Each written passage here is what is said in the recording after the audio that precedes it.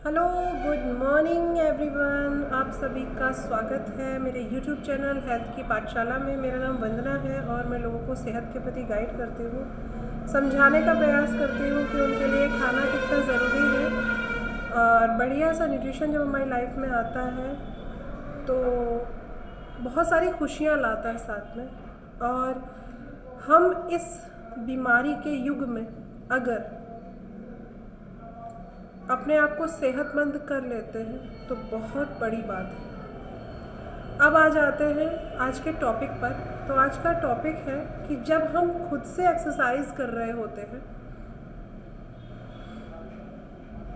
तो बहुत अच्छी बात है, लेकिन जब एक व्यक्ति एक्सरसाइज करना शुरू करता है और वो जब जिम ज्वाइन करता है तो जब तक हम उस रूटीन को फॉलो कर रहे होते हैं तब तक रिजल्ट्स अमेजिंग आएंगे। लेकिन जैसे ही कभी ना कभी वो रूटीन हमारा डिस्टर्ब होता है तो वज़न बहुत तेज़ी से बढ़ता है, क्योंकि वो हमको रूटीन तो देते हैं लेकिन कुछ ऐसा नहीं सिखाते कि हमारा वज़न दोबारा से ना बढ़े। मैं किसी जिम की बुराई नहीं कर रही हूँ, मैंने केवल जो फेस किया है, क्योंकि क्या लगता है कि 100 केजी के वज़न में मैंने उन लोगों का भी एक्सपीरियंस लिया है जिन लोगों ने जिम ज्वाइन करी थी। पहले तो हमारी बॉडी को कब जिम की ज़रूरत है, एक एक्सपीरियंस मेरे पास आया था कि जिम ज्वाइन किया और वो इतनी ज़्यादा ओवरवेट थी कि जब उन्होंने जिम ज्वाइन करा और उन्होंने उसको मतलब कुछ वहाँ पे जो किया गया पुशअप वगैरह जब उन्होंने मतलब किया तो क्या हुआ कि उनकी रीढ़ की हड्डी में चोट लग गई। अगले दिन लगभग 1 वीक के बाद में जब वो पहुंची कि मैं फिर से स्टार्ट करती हूँ, तब उनको वो स्लिप हो गई और उनका पैर फ्रैक्चर हो गया। तो मेरा समझाने का और आज का टॉपिक भी यही है, आज का टॉपिक हमने बीच में रखा है कि किस एज में आपको एक्सरसाइज करनी चाहिए। देखिए, एक्सरसाइज यंगस्टर्स के लिए तो बहुत अच्छी है, क्योंकि वो अपनी बॉडी अगर थोड़ा बहुत वेट बढ़ा लिए हैं तो वो उसको कम कर सकते हैं।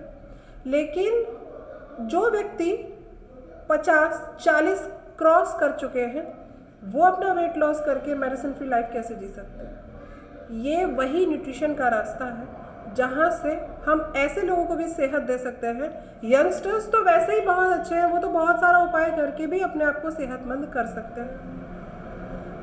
और यहाँ पर ये सिखाया जाता है कि आपकी सेहत आप कैसे बेहतर कर सकते हैं। कब तक जिम ज्वाइन करेंगे? अगर किसी दिन कोई काम आ गया तो हो सकता है कि आपकी जिम स्किप हो जाए, है ना। तो कुछ रास्ता ऐसा तलाश में मैं थी कि मुझे कुछ ऐसा मिलना चाहिए, क्योंकि बच्चों का काम करके हस्बैंड को ऑफिस भेजने के बाद मैं इतना समय नहीं निकाल सकती थी कि मैं अपने लिए जिम ज्वाइन कर सकूं। ये एक बहुत बड़ा चैलेंज था कि फिटनेस तो चाहिए थी और लेकिन ऑप्शन कोई ऐसा नहीं मिल रहा था मुझे कि मैं ऐसा कुछ कर सकूं कि अपनी सेहत को बेहतर कर सकूं। मतलब fitness with beauty with medicine free life. आपको यकीन होगा इस बात पे जब आप इस न्यूट्रिशन को स्टार्ट करेंगे कि वाकई एक हेल्थ वेल्थ जब हमारी लाइफ में हम उसको मेंटेन कर लेते हैं ना तो खुशियाँ अपने आप हमारे घर में आ जाती हैं। क्यों?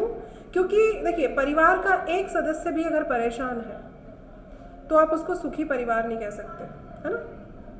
जो बॉडी चैलेंजेस आ सकते हैं। अच्छा, एक चीज़ और बात करते हैं, जिम जाने से आपकी बॉडी तो कम हो जाती है, लेकिन जो बॉडी चैलेंजेस 40 साल की उम्र में जो हमारे बड़े बूढ़े फेस कर रहे हैं उसके बारे में थोड़ा सा मैं जानना चाहूँगी। अपने कमेंट्स में मुझे ज़रूर बताइएगा कि जो 40 के बाद के कुछ लोग, 50 के बाद के कुछ लोग जो एक्सरसाइज नहीं कर सकते, उनके लिए ऑप्शन क्या होना चाहिए। मेरे पास भी आते हैं, यहाँ पर काफ़ी सारे केसेस आते हैं और वो बोलते हैं कि इस उम्र में हम जिम नहीं कर सकते, क्योंकि एक 50 साल का व्यक्ति जो ठीक से चल नहीं पा रहा है वो जिम कैसे करेगा। एक बॉडी भी तो होती है ना कि मतलब हमारी बॉडी कर पाएंगे हम जिम कि नहीं कर पाएंगे, कर पाएंगे कि नहीं कर पाएंगे, वो यही सोचते रहते हैं। तो जिम की गली का रास्ता ही भूल जाते हैं, क्योंकि जो हमारे यंगस्टर्स हैं ना वो बड़े आराम से कर लेते हैं, क्योंकि हमारी बॉडी धीरे धीरे हम जैसा खाना खा रहे होते हैं वैसा ही हमारा बॉडी जो है वो काम करने लगता अब जब मेरी बॉडी अच्छी है तो मैं आराम से जो मेरे मन में आ रहा है मैं वो खा रही हूँ, है ना, क्योंकि एक हद तक ही हमारा लिवर सिस्टम हमारा खाना पचाएगा। खाने में चाहिए क्या होता है वो इस न्यूट्रिशन के रास्ते को आप जब पहली बार चेकअप कराते हैं तब आपको जानने का मौका मिलता है, क्योंकि जब हमको कुछ नहीं पता होता तो हम तो कुछ भी खा लेते हैं, कभी भी कुछ भी। लेकिन कुछ ऐसा भी है कि आपको जानना चाहिए कि आप क्या खा रहे हैं, क्या वो समय सही है जिस समय आप इस खाने को खा रहे हैं, क्योंकि सभी परहेज नहीं कर सकते, सभी का दिमाग उस तरह से नहीं सोचता जिस तरह से मेरा सोचता है या पहले सोचा करता था। तो आपका माइंड सेट भी चेंज हो सकता है। तो सबसे पहले ज़रूरी है कि हमें ये समझना है कि हमारी सेहत हमारे लिए कितनी महत्वपूर्ण है, और जो हमारे लिए महत्वपूर्ण है उसका ख्याल बहुत जल्दी से रखना है। जब मौका मिले मेरा प्रयास है कि आप दवाइयों को छोड़ें और न्यूट्रिशन का रास्ता अपनाएं, क्योंकि जब हम मॉर्निंग का ब्रेकफास्ट ही अच्छा करेंगे तो दवाइयों की ज़रूरत नहीं पड़ेगी। और ये मैं अपना पर्सनल एक्सपीरियंस आपके साथ शेयर कर रही हूँ,